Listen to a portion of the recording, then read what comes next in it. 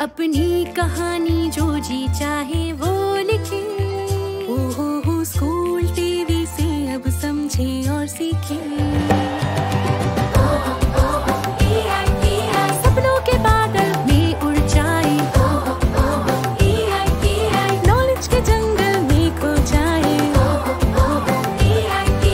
सपनों के बादल में उड़ जाए।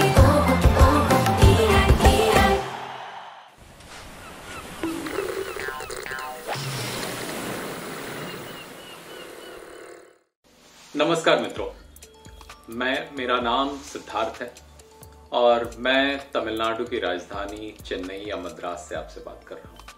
वैसे मेरा उत्तर प्रदेश बिहार से भी नाता है। बिहार की सीमा से कुछ ही दूर पर उत्तर प्रदेश में मेरा अपना पुश्तैनी गांव है और बिहार में औरंगाबाद जिले में सोन नदी के किनारे मेरा ननिहाल है, जहाँ पे मैंने बहुत सारी छुट्टियां बिताई हैं, बहुत सारे छठ बिताए। खैर, आज हम बात करेंगे आर्टिफिशियल इंटेलिजेंस के बारे में। आर्टिफिशियल इंटेलिजेंस को कृत्रिम बुद्धि, कृत्रिम बुद्धिमत्ता, कृत्रिम प्रज्ञान, कई सारे शब्द इसके लिए हिंदी में प्रयोग किए गए हैं, लेकिन हम इसका मतलब समझने की कोशिश करते हैं। आर्टिफिशियल मतलब कृत्रिम, इंटेलिजेंस मतलब बुद्धिमत्ता, होशियारी। तो आर्टिफिशियल इंटेलिजेंस का अर्थ हुआ कि मनुष्य के जैसी होशियारी, मनुष्य के जैसी बुद्धिमत्ता किसी कंप्यूटर में आ जाए। अब ये मनुष्य के जैसी बुद्धिमत्ता है क्या चीज? अब चलिए कुछ उदाहरण लेते हैं। जैसे कि आप में से अगर किसी ने फेसबुक का इस्तेमाल किया है तो आप लोगों ने देखा होगा कि फेसबुक पे आपने अपने या अपने परिवार के किसी की फोटो अपलोड की तो फेसबुक पे उस आदमी का नाम अपने आप आ जाता है। जैसे आप अपने घर के किसी व्यक्ति को या अपने किसी दोस्त को देखते हैं तो आप उसको पहचान जाते हैं। उसी तरह से फेसबुक भी जैसे ही किसी की फोटो आई उस आदमी को पहचान जा रहा है। ये कैसे? या अभी बंगाल में चक्रवात आया था, साइक्लोन आया था। साइक्लोन आने से कुछ दिन पहले से ही उसकी भविष्यवाणी की जाने लगती है। वो भविष्यवाणी कैसे की जा रही है? क्या बिहार में कभी बाढ़ आती है, उस बाढ़ के बारे में भविष्यवाणी कैसे की जाती है? इन सब के पीछे कंप्यूटर की ताकत है और उस विधा का जिसका इसमें प्रयोग होता है उसे हम आर्टिफिशियल इंटेलिजेंस कहते हैं। आर्टिफिशियल इंटेलिजेंस की इससे और कुछ सटीक परिभाषा नहीं है, और परिभाषा नहीं होने का कारण यह है कि हर स्थिति में कंप्यूटर की सोचने की वो शक्ति जो हमको आश्चर्यचकित कर देती है, उसको हम आर्टिफिशियल इंटेलिजेंस मान लेते हैं। तो आज से 40-50 साल पहले मान लीजिए कि अगर कट्टम कुट के खेल में कंप्यूटर आदमी से जीत जाता तो उस समय वो आर्टिफिशियल इंटेलिजेंस मान लिया जाता। कट्टम कुट का खेल आप समझते होंगे, जिसमें 9 खाने बनाए जाते हैं। एक आदमी कट बनाता है, दूसरा आदमी गोले बनाता है। 3 कट या 3 गोले अगर जोड़ दिए जाएं तो आदमी जीत जाता है। साधारण खेल है, 9 खाने हैं। आज की तारीख में कंप्यूटर वो खेल अगर खेल लेगा तो किसी को आश्चर्य नहीं होगा, क्योंकि कंप्यूटर साधारणतः ऐसे खेल बड़ी आसानी से खेल के आदमी से जीत सकता है। तो आज हम उसको आर्टिफिशियल इंटेलिजेंस नहीं मानते। जब मैं छोटा था, शायद आपकी उम्र का था, तब कंप्यूटर ने चेस में, शतरंज में मनुष्य को हराना शुरू किया। दुनिया के शीर्षस्थ खिलाड़ियों को उस समय हराना शुरू किया। उस समय वो आर्टिफिशियल इंटेलिजेंस था। तो हालांकि कई सारे तकनीकी इसकी परिभाषाएं बनाई गई हैं, लेकिन एक चीज इसकी परिभाषा में हमेशा कॉमन या समान रही है। वो ये है कि ऐसी चीज जो हमको लगे कि ये तो साधारण ही है, इसको कंप्यूटर कर ही सकता है, उन चीजों को हम आर्टिफिशियल इंटेलिजेंस मानने से मना कर देते हैं। तो आर्टिफिशियल इंटेलिजेंस कंप्यूटर की वो होशियारी जो मनुष्य के जैसी हो और हमको अचंभित कर दे, वो आर्टिफिशियल इंटेलिजेंस या कृत्रिम प्रज्ञान या कृत्रिम बुद्धिमत्ता है। लेकिन कंप्यूटर में यह होशियारी आती कैसे है? इसके लिए एक आसान सा उदाहरण लेते हैं। आप गर्म उबलते पानी के भगोने को छुएंगे तो आपका हाथ जल जाएगा। ये जानकारी आप में कैसे आई?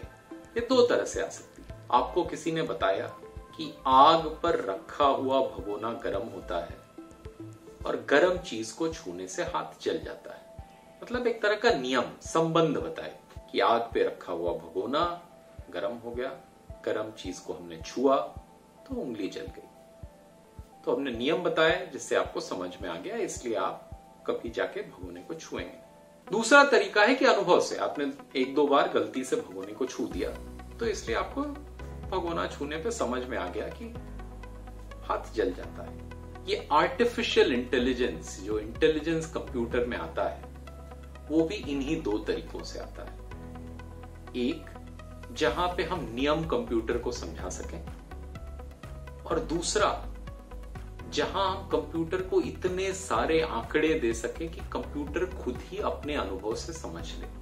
अब इस पे थोड़ा और समय बिताकर इसको बेहतर समझने की कोशिश करते हैं। जैसे अगर हम कक्षा 2-3 के बच्चे को एक एक्सरे दिखाएं, ने एक्सरे देखा होगा, उस बच्चे को लगेगा कि ये कुछ थोड़ी सी पारदर्शी एक पन्नी है जिसमें कुछ काले सफेद धब्बे हैं। अगर वो हम आपको दिखाएं तो आप देख के अंदाज कर लेंगे कि ये पसली का एक्सरे लगता है या घुटने का एक्सरे लगता है। अगर हम डॉक्टर को दिखाएं तो डॉक्टर बता देगा कि इसमें फ्रैक्चर है या नहीं है, या इसको निमोनिया है या नहीं, क्योंकि उस डॉक्टर ने तब तक हजारों एक्सरे देखे अपनी एमबीबीएस की पढ़ाई में, और हर एक्सरे पे उसको बताया गया, उसको समझ में आता गया कि अच्छा इस धब्बे का मतलब ये होता है, इस धब्बे का ये मतलब होता है। उसी तरह से कंप्यूटर में इस चीज को हम कोरिलेशन बोलते हैं, उसके संबंध कंप्यूटर को बताए जाते हैं। तो कंप्यूटर को भी पहली नजर में एक एक्सरे काले सफेद धब्बे जैसा लगेगा, लेकिन उसको लाखों एक्सरे दिखाए जाते हैं और हर एक्सरे में बताया जाता है कि इन काले सफेद धब्बों का मतलब क्या है। इस कंप्यूटर को हमने लाख, 10 लाख एक्सरे उदाहरण के तौर पे दे दिए और बता दिया कि हर एक्सरे में कौन सी बीमारी थी, किस चीज का क्या अर्थ है। अब कंप्यूटर को जब आप एक नया एक्सरे देते हैं तो वो उन 10 लाख एक्सरे के अनुभव के आधार पर उस बीमारी को बता रहा है। 10 लाख एक्सरे की जानकारी अपने दिमाग में रख पाना मनुष्य के लिए संभव ही नहीं है, और इसलिए ऐसी ऐसी स्थितियों में आर्टिफिशियल इंटेलिजेंस काम आता है, क्योंकि वहां पर कंप्यूटर की शक्ति या तो मनुष्य के बराबर या मनुष्य से आगे निकलने लग जाती है। और आपको लगता होगा कि ये एक दो ऐसे उदाहरण हैं, जबकि सत्य यह है कि बहुत सारे ऐसे उदाहरण हैं, और हर स्थिति में कंप्यूटर सीखता इन्हीं दो तरीकों से, या तो नियमों को जानकर, या इतने सारे ऐतिहासिक आंकड़े उसको पता चल जाए कि उसके आधार पर वो खुद ही अपने संबंध बनाने लग जाए। जैसे आप उसको पिछले 25-30 साल के हर दिन का तारीख, महीना, तापमान, आर्द्रता या नमी, धूप कितनी खिली थी, बादल कैसे थे, अगर रेडार का चित्र हो तो उस रेडार में बादल कैसे लग रहे थे, सब कुछ दे दीजिए और बताइए कि कितनी बारिश हुई। कंप्यूटर में यह शक्ति है कि वो अगले दिन के बारे में जब उसको आप थोड़े आंकड़े देंगे तो कंप्यूटर ये अब अनुमान करने लग जाएगा कि बारिश होगी कि नहीं होगी, और संभवतः वो हमसे और आपसे बेहतर अनुमान करने लग जाएगा। और क्यों? इसको समझने के लिए फिर से समझते हैं कि हमने कैसे अनुमान लगाना सीखा बरसात के बारे में। जैसे हम आपसे अगर पूछें कि बरसात होगी कि नहीं होगी, तो शायद आप घने बादल, बहुत चिपचिपाहट हो तो अंदाज करेंगे कि बरसात होगी। लेकिन अपने घर के बुजुर्ग से जाके पूछेंगे तो बुजुर्ग देखेगा पछियां चल रही है तो शायद नहीं होगी, पूरबिया चल रही है तो मतलब मानसून आने की संभावना है। ठीक है, महीना कौन सा है, जून जुलाई में बरसात होती है, मार्च में होने की संभावना कम है। तो उस बुजुर्ग ने अपने कई वर्षों के अनुभव का इस्तेमाल करते हुए अनुमान लगाया कि बारिश होगी कि नहीं होगी।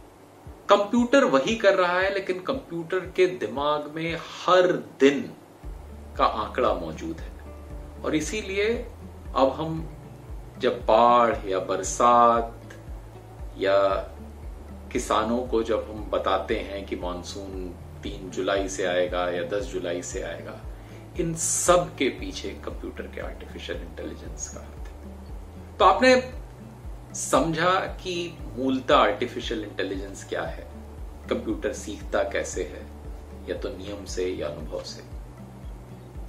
कुछ उदाहरण देखें, कैसे कंप्यूटर चित्र पहचान लेता है, कैसे कंप्यूटर एक्सरे समझ लेता है, कैसे कंप्यूटर चक्रवात की भविष्यवाणी करता है या बाढ़ की भविष्यवाणी करता है। अब कुछ क्षण के लिए ये देखते हैं कि अगले 2, 4, 5 साल में ऐसे कौन कौन से क्षेत्र हैं जहां पर हमको आर्टिफिशियल इंटेलिजेंस बड़ी व्यापक रूप से देखने को मिलेगा। हमने एक्सरे के बारे में थोड़ी बहुत बात की, उस बात को आगे बढ़ाते हुए चिकित्सा के क्षेत्र में आर्टिफिशियल इंटेलिजेंस के बारे में बात करते हैं। ब्लड टेस्ट के आधार पर बीमारी की भविष्यवाणी करना।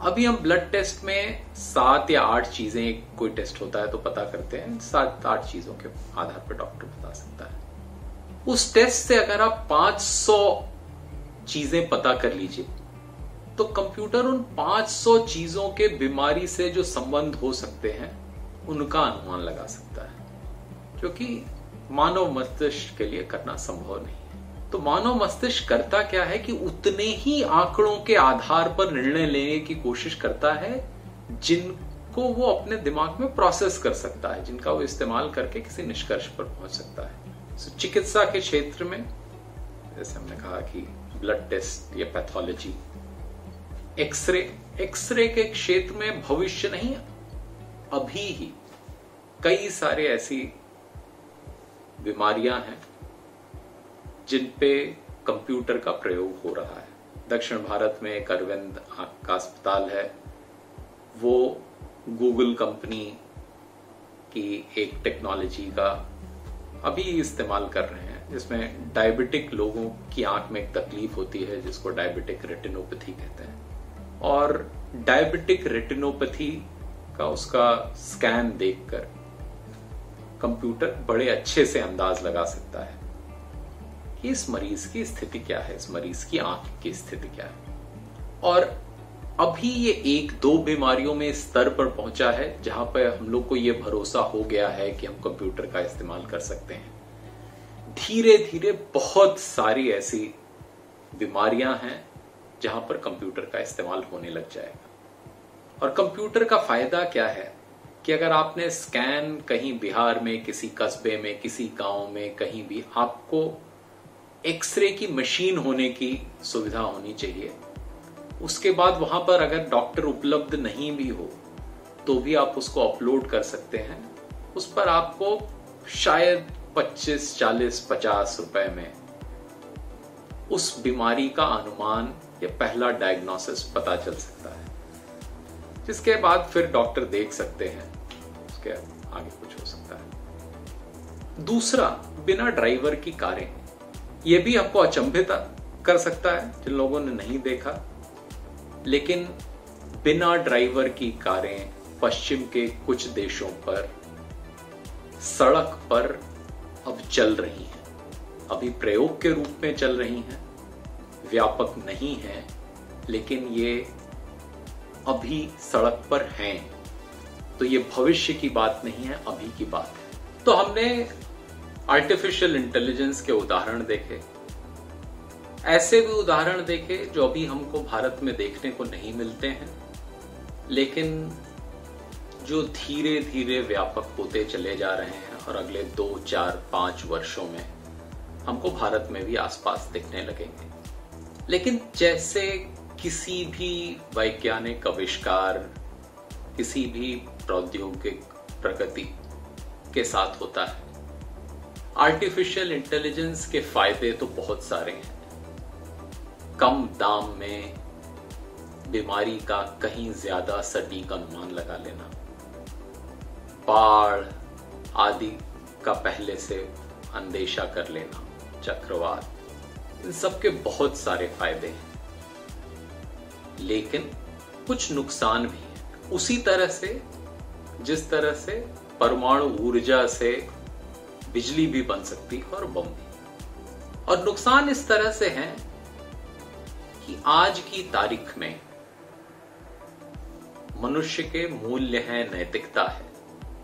इसलिए हर निर्णय जो मनुष्य लेता है उसको आप सामाजिक मूल्यों, सामाजिक नैतिकता के आधार पर तय करते हैं कि ये ठीक था या नहीं था।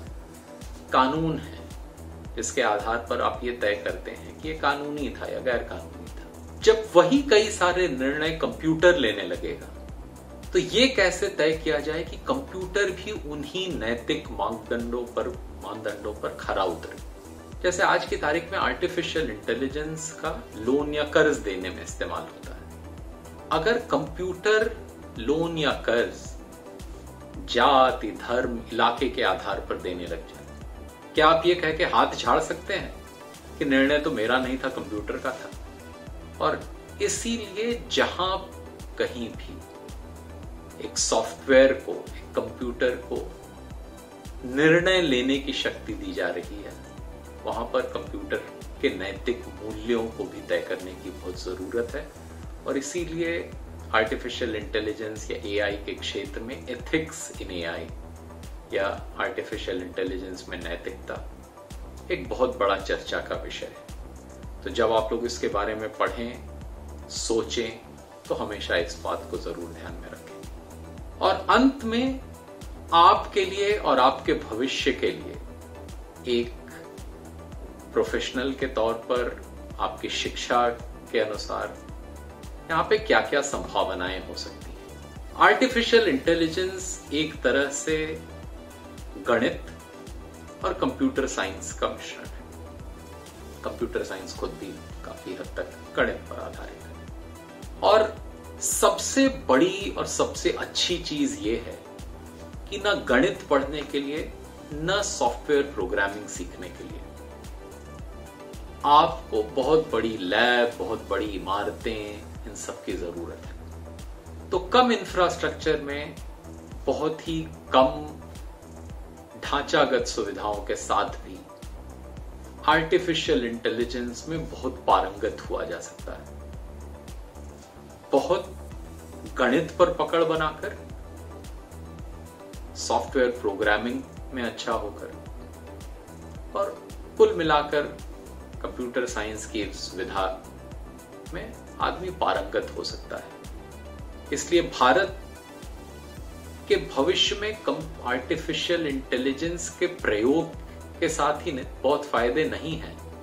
भारतीय लोगों के लिए भी नौकरियां, अनुसंधान, नए उद्यमी बनने के लिए आर्टिफिशियल इंटेलिजेंस बहुत ही सहायक हो सकता है। मैं अपनी बात यहीं समाप्त करता हूं। आप सबका बहुत बहुत धन्यवाद। नमस्ते, मेरा नाम रूपल है। मैं एक योगा टीचर हूँ और मैं मुंबई में सिखाती हूँ। मैं 10 साल से योगा सिखा रही हूँ। योगा मैंने पहले शुरुआत में प्रोफेशन की तरह लिया था, लेकिन धीरे धीरे जैसे जैसे मैं समझने लगी योगा से कितने बेनिफिट्स है, वो कितना लाभदायक है आपके लिए, मेंटली, फिजिकली, इमोशनली, सब तरीके। मैं पर्सनली रेकमेंड करूँगी कि विमेन के लिए स्पेशली योगा करना बहुत ज़्यादा ज़रूरी है। It's equally important for both man and women. लेकिन लोग समझते हैं कि हम बाहर जाते हैं, हम काम करते हैं और हमारे लिए वो ही हमारा योगा है कि आप अपनी रोग प्रतिकारक शक्ति बढ़ाएं, अपने आप को स्वस्थ रखें। और ये सिर्फ दिन के 10 मिनट योगा को देने से हो सकता है। कुछ लोगों को घुटनों की तकलीफ होती है, कुछ लोगों को पीठ की तकलीफ होती है। ये ज़्यादातर विमेन में होती है क्योंकि हम इस तरह के वातावरण में रहते हैं जहाँ पे औरतें ज़्यादातर काम करती है, घर पे भी और बाहर भी।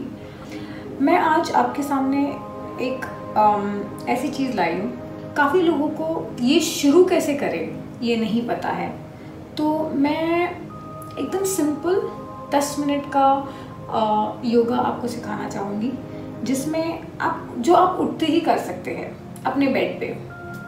शुरुआत अगर दिन की सही हो तो पूरा दिन सही जाता है, ऐसा माना जाता है। आप करेंगे तो आपको विश्वास होगा। 5 से 6 चीज़ें हैं, आप ज़्यादा यू कैन कीप एडिंग, आप ऐड करते जा सकते हो अपनी प्रैक्टिस में। काफ़ी सारी चीज़ें हैं जो अगर मुझे मौका मिला तो मैं एक और वीडियो में आपको दिखाऊंगी।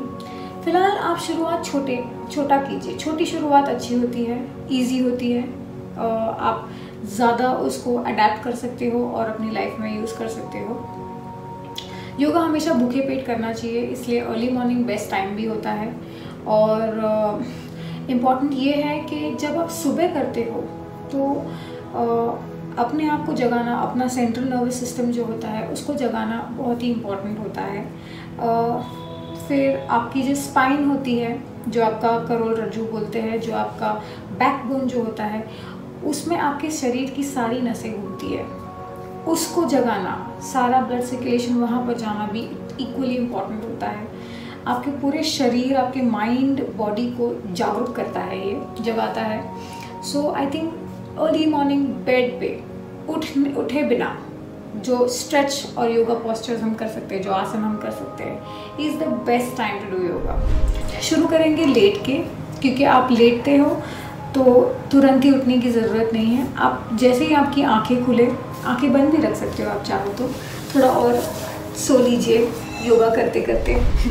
तो आपको लेटना है और जैसे ही आप लेटोगे, ये आपका पोस्चर है। आप जैसे ही लेटोगे सबसे पहले एक पैर उठाइए और खींचिए। यहाँ पे कुछ सेकंड बिताइए, सांस लीजिए, सांस छोड़िए। आंखें खुली रखनी है तो खुली रखो, आंखें बंद करनी है तो बंद रख सकते हो। फिर नीचे, फिर उठाइए,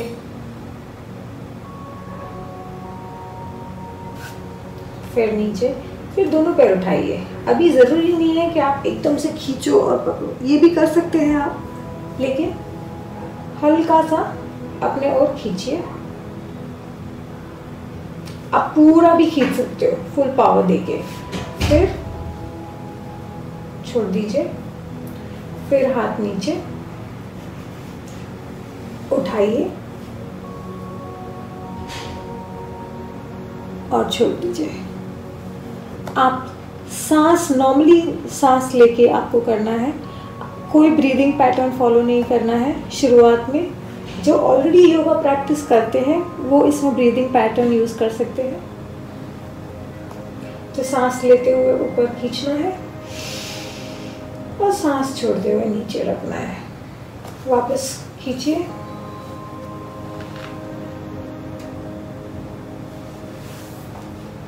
फिर एक साइड पे सो के अपने आप को उठाइए।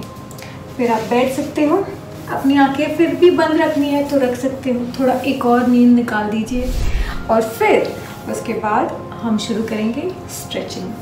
अभी यहाँ से सबसे इम्पॉर्टेंट है आगे बेंड करना, साइड पे बेंड करना। सो हम वही कोशिश करेंगे, 4-5 चीज़ें जो मुझे आपको दिखानी है। आपको हाथ साइड पे रखने हैं, पैर आप जिस तरह से कंफर्टेबल है आप कर सकते हैं। अगर आपको घुटनों में तकलीफ है तो आप पैर लंबे करके भी कर सकते हो। अगर आपको पॉसिबल है तो अर्ध पद्मासन, एक पैर ऊपर रख के, अगर तो पॉसिबल है तो दोनों पैर ऊपर रख लीजिए, पूर्ण पद्मासना। तो ये आप कर सकते हैं। हाथ साइड से ऊपर लीजिए, आपको हाथ जोड़ने हैं, साइड बेंड करना है,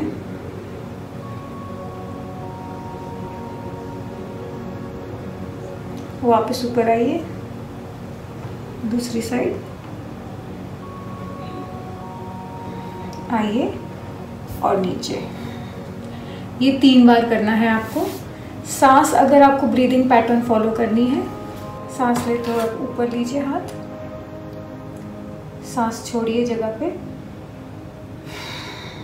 सांस लेते हुए साइड पे आइए, सांस छोड़िए, ऊपर आइए, सांस लेते हुए वापस साइड पे आइए, सांस लेते हुए छोड़ते हुए वापस आइए और हाथ नीचे। ठीक है। दूसरा है ट्विस्टिंग ऑफ द स्पाइन। इसमें हमने साइड बेंड कर लिया। ठीक है। अब हम करेंगे ट्विस्टिंग ऑफ द स्पाइन, जिसमें आप एक हाथ आगे और एक हाथ पीछे रखेंगे। सो आपका लेफ्ट हैंड जो है आपके राइट नी पे रहेगा और दूसरा वाला हाथ पीछे जाएगा। जितना पीछे जा सकता है उतना आप सांस लीजिए, सांस छोड़ते हुए पीछे ट्विस्ट कीजिए।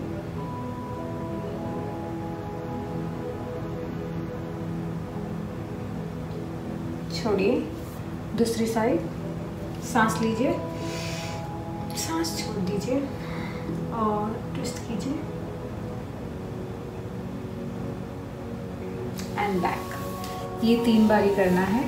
मैंने आपको 2 लेटे लेटे दिखाए, एक पवन मुक्तासना और एक सेतु बंदासना।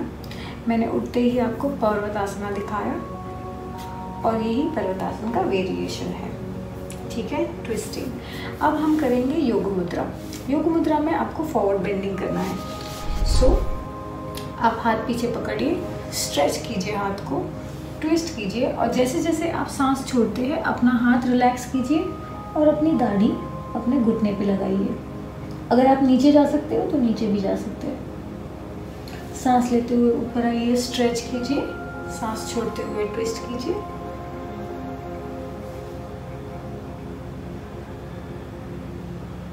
वापस से सांस लेते हुए ऊपर आइए और सांस छोड़ते हुए सेंटर में सर रखिए।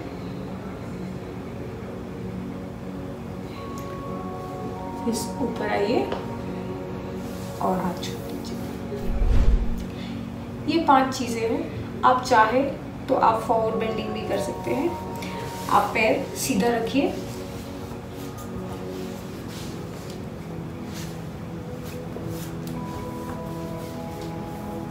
पैर सीधे रख के आप हाथ ऊपर कर सकते हैं और आगे बेंड कर सकते हैं, जितना आपसे हो सके उतना।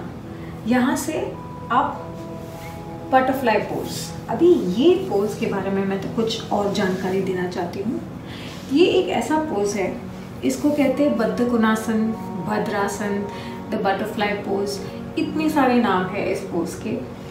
आप कोई भी फॉर्म ऑफ योगा ले लीजिए, hatha योगा, अष्टांग योगा, अयंगर योगा, ये सारे किसी भी टाइप के योगा में ये सबसे इम्पॉर्टेंट पोस्चर है, बोथ मेन एंड वुमेन के लिए।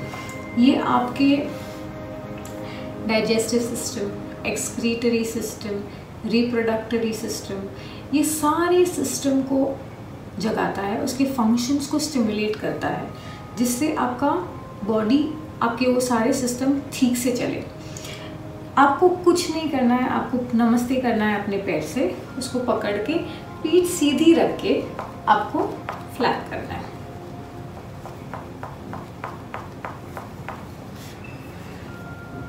ये सब के लिए अच्छा है। सिर्फ जिनको घुटने की तकलीफ है वो इतना करीब ना रखे पैर को जितना करीब रख सकते हो अपने बॉडी से उतना अच्छा। लेकिन जिनको घुटनों की तकलीफ है, anybody who has a knee problem, को थोड़ा आगे रख के करना चाहिए पैर। आपको यहाँ पे खिंचाव महसूस होगा, यू फील स्ट्रेच यहाँ पे। अगर आपको और एडवांस करना है, थोड़ा पीछे चले जाके आप बेंड फॉरवर्ड भी कर सकते हो। 1 2, सांस लीजिए, सांस छोड़िए, लीजिए, छोड़िए।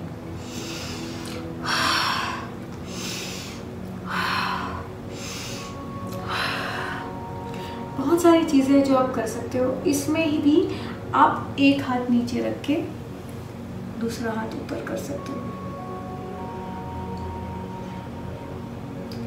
Same thing other side. I'm gonna move।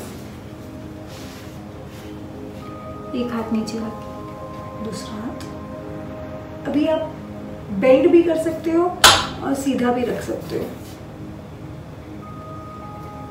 Now from here, यहाँ से अगर आपको चाहिए तो आप अपना प्रैक्टिस आगे बढ़ा सकते हो। जैसे कुछ लोग पैर फैला के बैठ के फॉरवर्ड बेंडिंग करते हैं, कुछ लोगों को पीठ की तकलीफ होती है, तो उनके लिए जो मैंने पहले 2 एक्सरसाइज दिखाया है वो सबसे इम्पॉर्टेंट है। फिर साइड पे लेट के भी आप काफ़ी सारी चीज़ें कर सकते हो, लेकिन एक बार आप बैठ गए तो लेटने पर मत चले जाना, नहीं तो सच में नींद आ जाएगी और सच में सो जाओगे। तो we will try and stick to being this. Now the next thing is, yoga में क्रिया चीज़ होती है जिससे आपका इंटरनल अंदर से क्लेंजिंग होता है, सफाई होती है। आज हम आँख के लिए कुछ करेंगे। जिन लोगों को चश्मा है 3 नंबर के ऊपर, वो ये नहीं कर सकते। वो सिर्फ उनके लिए मैं कुछ और दिखाऊंगी टुवर्ड्स द एंड। आपको कुछ चीज़ों की ज़रूरत पड़ेगी। You will sit in a cross legged pose आराम से। अभी आपको एक कैंडल, मैच स्टिक और एक छोटे से टेबल की, शायद या टेबल हो, अगर टेबल ना हो तो आप बुक्स यूज़ कर सकते हो। बुक्स का इस्तेमाल करके आपको खड़ा करना है एक हाइट पे, 1 हैंड डिस्टेंस। आपका एक हाथ जितना डिस्टेंस होना चाहिए आपके बीच में और उस टेबल के बीच में। अब आपको, अगर आपके पास स्टैंड ना हो, कैंडल स्टैंड, तो आप एक प्लेट, स्टील की प्लेट है, आप कोई भी प्लेट में अपने इस कैंडल को जला सकते हो।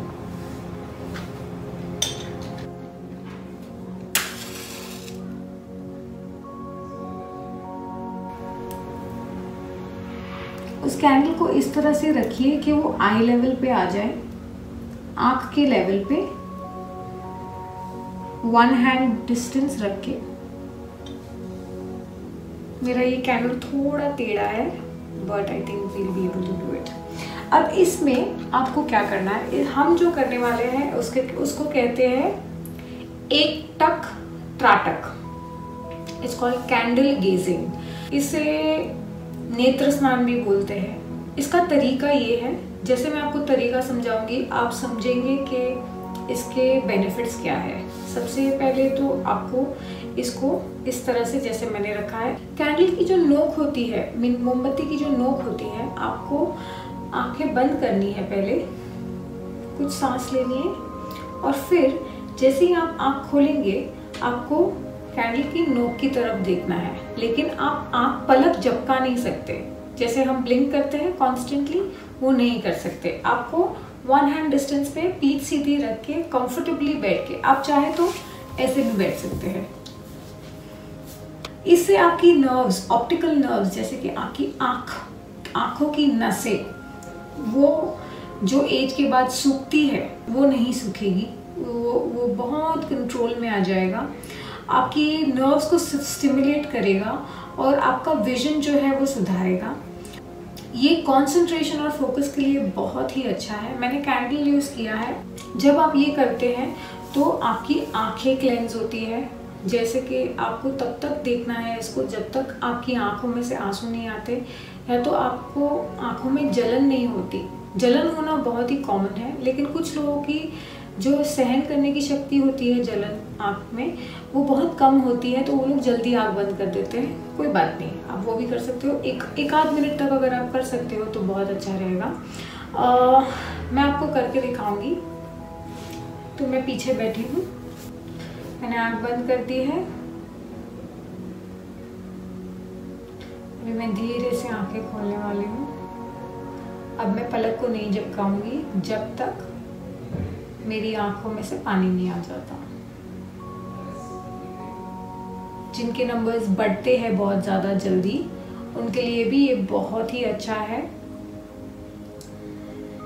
काफ़ी लोगों को इस क्रिया से काफ़ी लाभ हुआ है, काफ़ी लोगों के नंबर्स कम हुए हैं। टायर्ड आईज के लिए, जिनकी आंख बहुत जल्दी थक जाती है, जो घंटों पढ़ाई करते हैं, जो घंटों कंप्यूटर्स के सामने होते हैं, आजकल मोबाइल और टीवी ये सब इतना यूज़ होता है, आंखें पूरी, सबसे ज़्यादा एनर्जी आपकी आंख से जाती है। वो चीज़ इससे सही हो जाएगी। ये 1, 2, 1.5, 3 मिनट जब तक आप कर सकते हो, आप करना चाहो तब तक आप करो। जैसे ही पानी निकलेगा आप धीरे से आंखें बंद कर दीजिए। जैसे ही आपका हो जाए आप धीरे से हथेलियों को घिसे और गर्माहट लाइए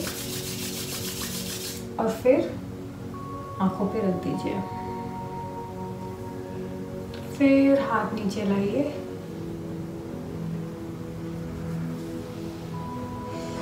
और आंखें खोल दीजिए। अब आप जहाँ बैठे हो 1 हैंड डिस्टेंस करके वहीं से हम दूसरा प्राणायाम करेंगे, प्रोलॉन्ग्ड एक्सलेशन। आपको जोर से सांस लेना है और उधर से ही इस तरह से फूंक मारना है कैंडल की तरफ कि यहीं से आपका कैंडल बुझ जाए। सो 2-3 बार कर सकते हैं आप। ये एक तरीका था क्रिया करने का। योगा आपका mental stability, emotional stability, physical stability, ये तीनों चीज़ का ध्यान रखेगा बगैर आपके ज़्यादा टाइम दिए।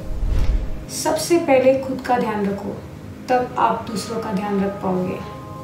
And it is not called being selfish, it is called being responsible towards yourself. I hope कि आप मैंने जो आज सिखाया वो आप रोज़ कर पाओ।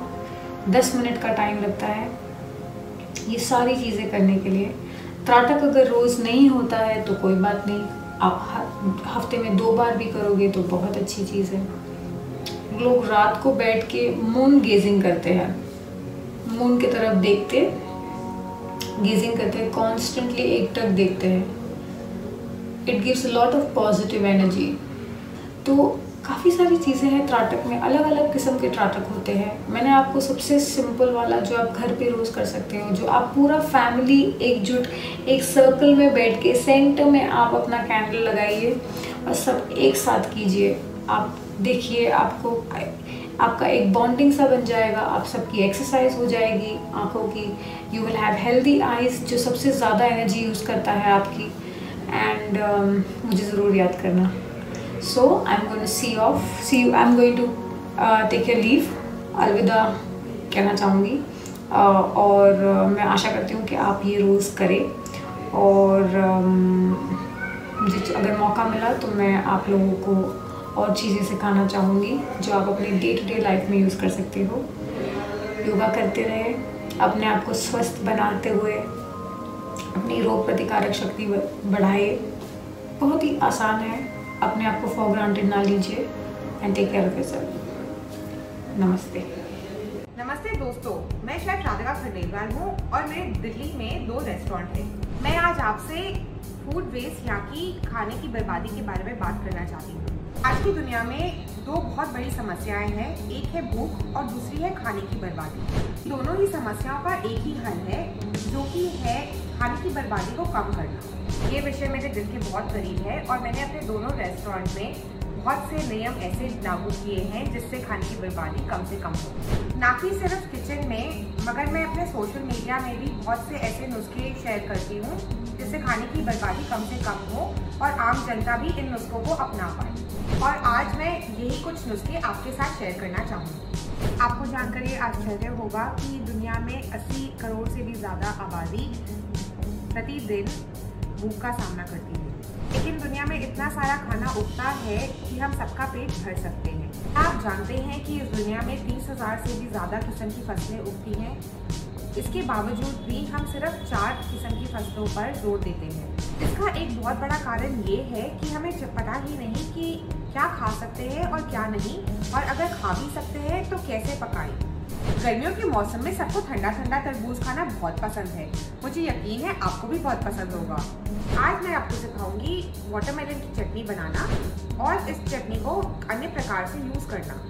ये चटनी मैं अपने रेस्टोरेंट में भी बहुत यूज़ करती हूँ। हर सैंडविच और हर बर्गर के ऊपर ये चटनी ज़रूर जाती है। आप भी इस चटनी को रोटी, चावल, पराठा और डबल रोटी के साथ खा सकते हैं। लेकिन चटनी की शुरुआत करने से पहले मैं आपसे एक क्वेश्चन पूछना चाहूँगी। क्या आप वाटरमेलन का हरा पार्ट खाते हैं या लाल वाला? लाल वाला ना, क्योंकि आपको ये जानकारी शायद नहीं होगी कि वाटरमेलन का हरा वाला पार्ट भी खाया जा सकता है। वाटरमेलन के हरे वाले हिस्से में ऐसे कई सारे पोषक तत्व हैं जो आपकी सेहत के लिए बहुत बहुत अच्छे हैं। मैं आशा करती हूँ कि इस सेशन के बाद आप भी अपने घर में ये हरा वाला हिस्सा नहीं फेंकेंगे और ज़रूर इस्तेमाल करेंगे। इस चटनी के लिए हम सिर्फ हरा वाला हिस्सा इस्तेमाल करेंगे, इसलिए लाल वाला हिस्सा मैं बाद में फ्रिज में रख दूँगी। मैं आपके साथ एक छोटा सा नुस्खा शेयर करना चाहूँगी। जब भी आप वाटरमेलन को स्टोर करें, आप दोनों हिस्सों को साथ में ज्वाइन कर स्टोर करें। इससे आपका वाटरमेलन ज़्यादा देर चलेगा।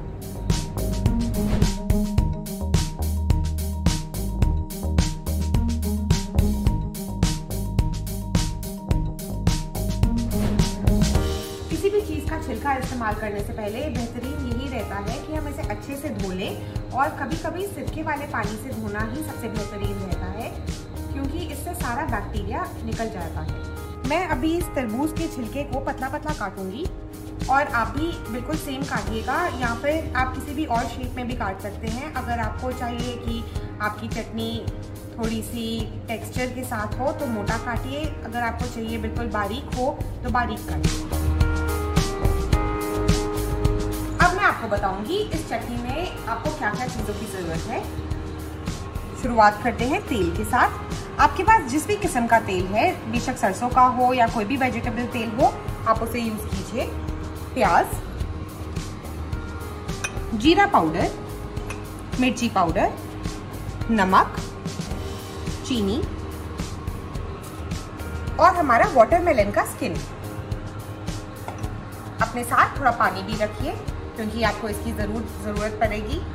अपना पतीला अच्छे से गर्म कर लीजिए, फिर उसके अंदर तेल डालिए।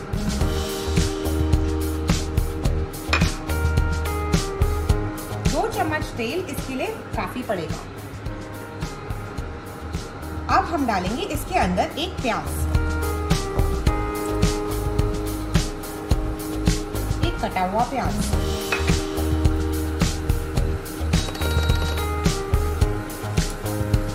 अब हम इस प्याज को ब्राउन होने देंगे। प्याज भूरा होने के बाद ही हम अपना अगला इंग्रेडिएंट डालेंगे। प्याज को भूरा जल्दी करने के लिए इसमें कुछ नमक डालिए, इससे प्याज ज़्यादा जल्दी पकता है।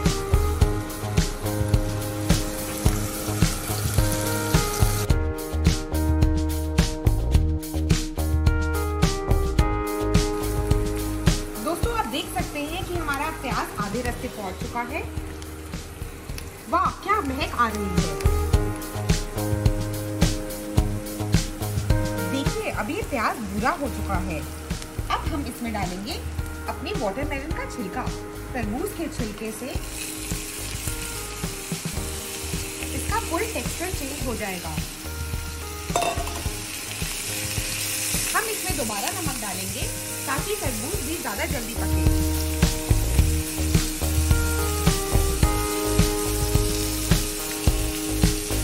धीरे धीरे कर नमक डालना सबसे बेहतरीन रहता है, इससे पूरी डिश में काफी फ्लेवर आ जाता है।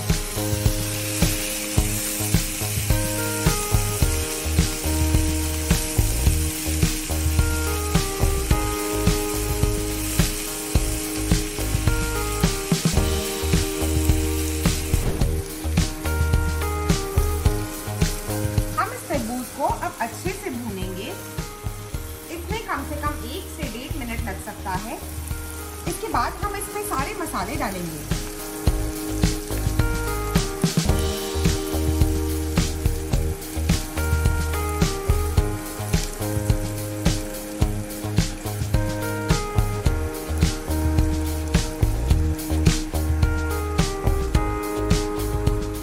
तरबूज को बारीक काटने की वजह से हमारा कुकिंग टाइम कम हो जाता है और इससे रिसोर्सेज बचते हैं।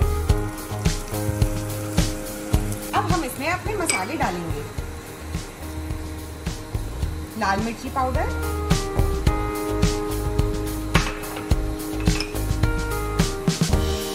जीरा पाउडर,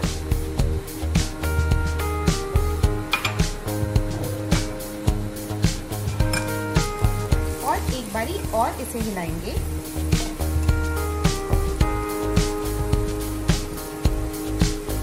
देखना अनिवार्य है कि हमारा पूरा तरबूज का छिलका मसालों से कोट हो जाए।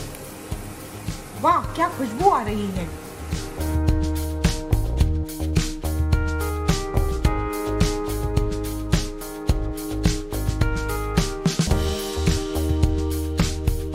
मैंने आपको कहा था कि आप इसको चटनी की तरह इस्तेमाल कर सकते हैं, लेकिन आप इसको सब्जी की तरह भी खा सकते हैं। दाल, तरबूज के छिलके की सब्जी और चावल, वाह।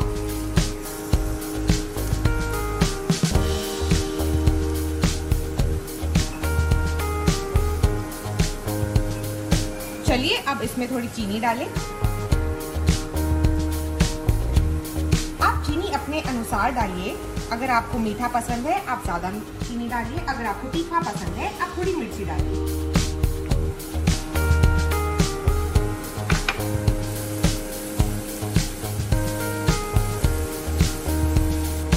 मुझे मीठा बहुत पसंद है, इसलिए मैंने ज्यादा चीनी डाली है, कम से कम 1.5 बड़ा चम्मच।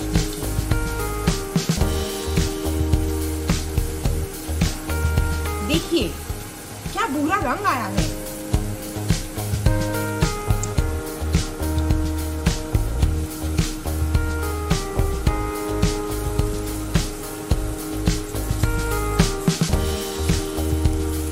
अब हम इसी चटनी के अंदर थोड़ा पानी डालेंगे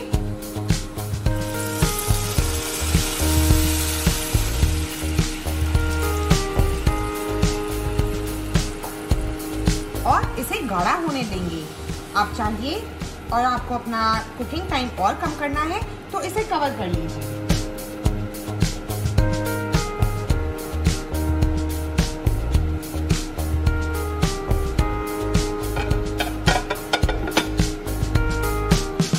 फिर कैसे चेंज हो गया है।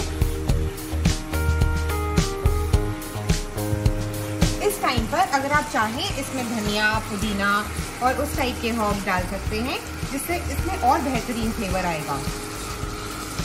लेकिन मैं इसमें नींबू डालूंगी क्योंकि मुझे खट्टा भी बहुत पसंद है। ये कैसे गल गया है, आसानी से ये अब टूट रहा है, मतलब कि ये चटनी रेडी है। अब हम इसको कटोरी में डालेंगे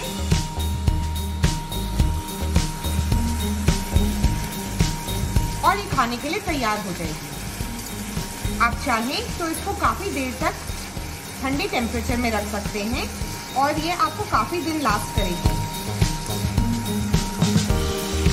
अब हम इसमें थोड़ी सी कलौंजी डालेंगे, हल्का सा मिक्स कीजिए। हमारी चटनी अब तैयार है। मैं इसको चपाती के साथ खाऊंगी। मैं आशा करती हूँ कि आपको आज के सेशन में मजा भी आया और सीख भी मिली। अब आपके लिए एक छोटा सा टास्क, आप घर पर जाइए और परिवार वालों को भी सिखाइए कि खाने की बर्बादी ना करें। और मम्मी पापा और नानी दादी सबको सिखाइए कि ये चटनी कैसे बनती है और अपनी सारी पिक्चर्स व्हाट्सएप पे जरूर अपलोड करें। अब मैं आपको अगले सेशन में मिलूंगी। याद रखिए, इन छोटे छोटे कदमों से हम भूख की समस्या का अंत कर सकते हैं। आप सभी बच्चों से यह अनुरोध है कि आप भी इस प्रतियोगिता में हिस्सा लीजिए और अपनी एंट्रीज को हमारे पास भेजिए। आप अपनी एंट्रीज हमें 3 तरीकों से पहुंचा सकते हैं। पहला, व्हाट्सएप द्वारा इस नंबर पर भेज सकते हैं। नंबर है 9321961744 9321961744। दूसरा, आप हमें ईमेल भी कर सकते हैं इस मेल आईडी पे BEPCDBPROGRAM@gmail.com, या आप हमें डाक के माध्यम से भी अपनी एंट्रीज भेज सकते हैं इस पते पर। गुणवत्ता संभाग, बिहार शिक्षा परियोजना परिषद, शिक्षा भवन, राष्ट्रभाषा परिषद परिसर, सैदपुर, राजेंद्र नगर, पटना। 800004। बच्चों, आपको अपनी एंट्रीज हमें इस प्रारूप में भेजनी है। सबसे पहले विद्यार्थी का नाम, फिर विद्यालय का नाम, उसके बाद कक्षा और एकदम अंत में जिला। इस तरह से लिखकर आप अपनी एंट्रीज हम तक पहुंचा सकते हैं। और याद रखें, आप हमें अपनी एंट्रीज आने वाले शुक्रवार शाम 6 बजे तक ही भेज सकते हैं। धन्यवाद।